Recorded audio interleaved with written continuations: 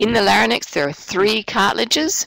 Both of them are important in protecting the larynx. The thyroid cartilage, the cricoid cartilage, and the epiglottis. So the thyroid and the cricoid cartilage support and protect the glottis and the entrance to the trachea.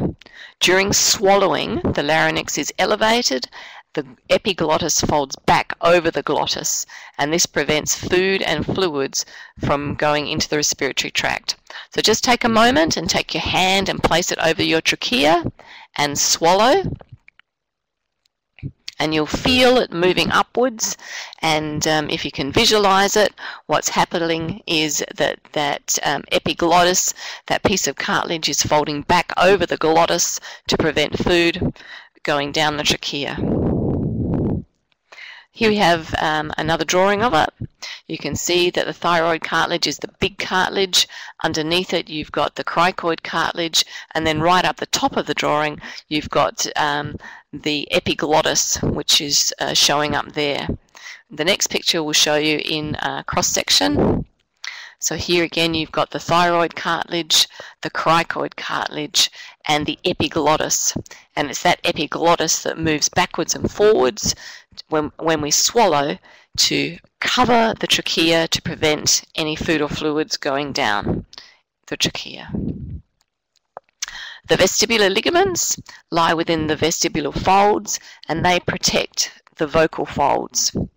And with the vocal folds, which are what also known as your vocal cords, with air passing through the glottis, it vibrates these vocal folds and it produces sound. Here we've got a drawing of it as if you were able to open your mouth widely and look down. So you've got the anterior and posterior, if you could get your orientation that way, and you've got the root of the tongue, and there you've got the epiglottis, which is now covered with pink tissue. You've got the vocal folds, which are open, the glottis is open, and you can see the few round or curved areas of pink ridges.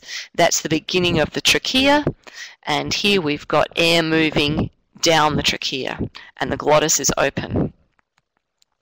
In this picture, same thing, but here we have the glottis is closed and no air can move in and no sound can be produced.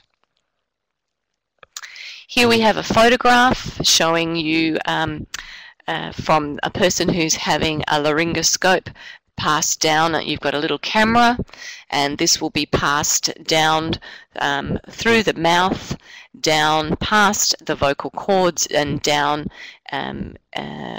can be passed down a bit further, but it provides visualization for the anaesthetist to be able to pass a tube that'll be either going through the person's nose or through their mouth, and it will go down into the trachea, and there it will be secured with a little balloon of air, and that tube will be able to provide air moving in and out if the patient is having an anesthetic.